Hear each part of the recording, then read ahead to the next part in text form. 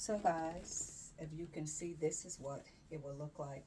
So like I told you, I like to connect it here so I don't be running around like, I like lose socks. So I mean, I have multiple pieces to an outfit. I wind up losing some pieces sometimes. So I kind of like to keep my stuff. It's a one piece, kind of keep it together.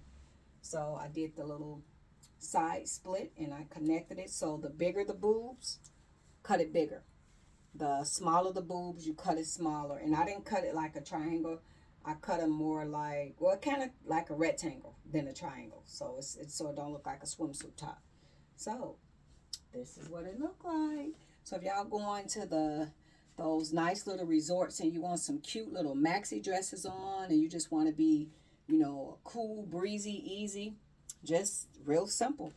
You can make yourself this and you can throw on some little flip-flops and be off you go. So that's how this goes, guys. And yeah, real easy, simple, get it done in a matter of minutes. Thank you guys for watching.